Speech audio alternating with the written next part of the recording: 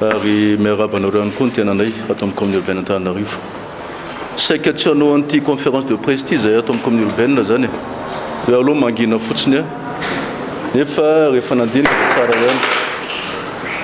tsara ihany a mba manazava tona fanamarinana amin'ny fanakianana ataony ny havanay moa mpiara-miasa aminay ihany a Madame Lalatina Ravolomanana. Dia napakevitra zany zay manamora anareo mba hampita an'izay fanamarihana sy amin'izay.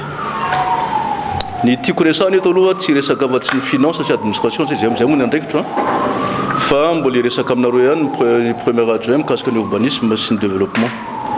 Fa finance angamba mba rasitraka anao mba resahako amin'izay sy ny administration zany hoe fitantanam-bola zany a sy ny fitantanana raharaha miankina amin'ny fanjakana amin'ny ankapobeny zany a ato amin'ny commune urbaine Antananarivo. Tiako mariana ary tena tiako mariana mihitsy fa Madame Lalatina Ravolomanana dia tena mankaly zay ny tena marina zay.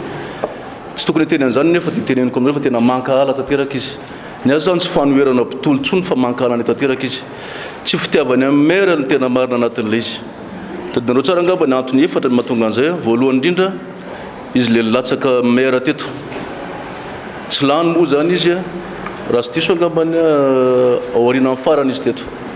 Tsy zakany mihitsy le izy ary zay moa mahatonga anany teny tamin'ny premier ministre lehibe gouvernement tsy mifanjakana hoe ho an'le olona milatsaka maire tsy tokony atao conseiller intsony. Ary eraky Madagasikara io problème io tsy eto reriky fa amin'ny chef-lieu amin'ny faritany raha mandinika nareo Diego Tamatavy Antsirabe Majunga dia io daholo ny problème any zany. Zany hoe le olona nilatsaka tsy lany lasa conseiller dia mamorona sy manao blocage ohatran'izay. Zay ny antony anankiray.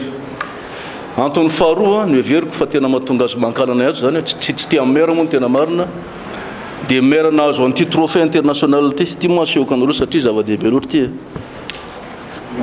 ity zany.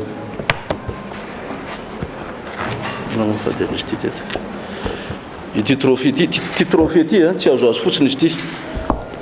Ity zany dia ezaka nataon'ny maire manokana tamin'ny agriculture urbaine. Ary tsika zany classé voalohany eran-tany pacte de bilan nahazo an'ity trophée international ity. Io le agriculture urbaine zany tsika zany nanana programme tsara indrindra eran-tany nahazo an'izay trophée zay miaraka amin'ny IMF sy ny région de France. Ary ezaka maire manokana maire anie tsy mba manaratsy any Madame Lalatina. Maire tsy mba miteny ratsy fa ny voavavoaka ny raha matoy dia teny ratsy daholo sy fanaratsiana. Zay ny tena magaganay zay. Ka mangataka azy zay mba hampio ny commune urbaine fa tsy ny problème atsika zao dia problème de centralisation. Zao zao ny problème atsika. Antony anankiray no nalazaiko aminareo.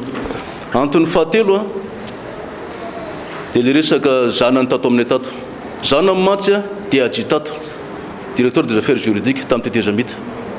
Voatery tsy nasorona akory fa nakisaka mpiasan'ny commune ngezy nakisaka tsy hoe nanala teny izy fa nakisaka satria inona ny antony.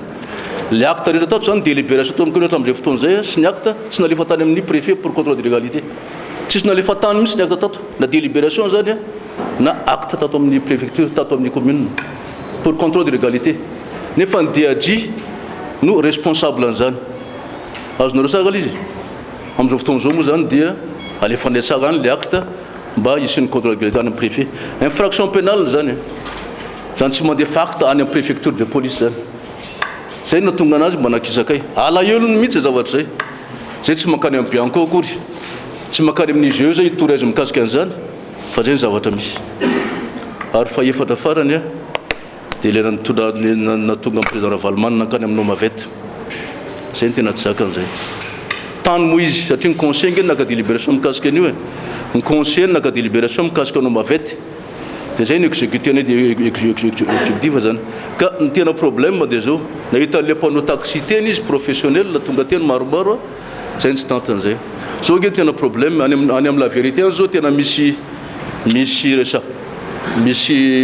alahionina mihitsy hoe anangonana Ravalomanana vola zany Nomavety anaovana propagande.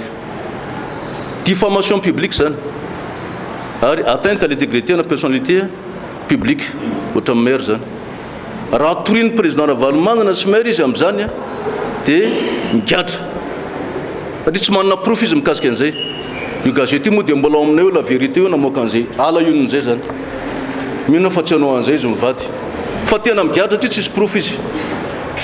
satria liza nge délibération conseil mpanafindra fotsiny a le atsy atsakaviro alefa any aminao mavety mamalalaka sady mamisy fitaovana anaovana le anapina le taxi fa tsy avadika amin'izany resaky zany ka zay mantsy ny tena tandremana tsara mihitsy amin'le fomba fiteny zany satria lasa manohitohina ny intégrité an'le olona le izy zay antony zay zany a no everiko antony efatra mahatonga ny ramatoa ny mankala teraka ny mera o mavety zany ange misy conseil d'administration zany e nao mavety azonao bekonao hoe zososo manana séance zany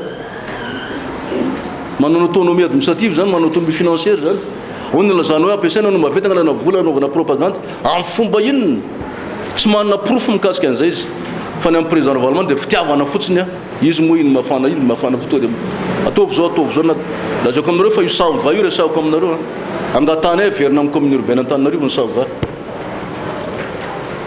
raha mba mety ny fanjakana fa tsy any amin'ny fanjakana le izy satria era-tany a tsy misy zany hoe tsy ny commune mandroaka amin'ny faky somanadio fa raha tonga eto io sava io raha azonay io camion 50 camion tsy maintsy ho tonga eto ary efa négocieny zany fa tsy tafiditra moa amin'izao fotoana zao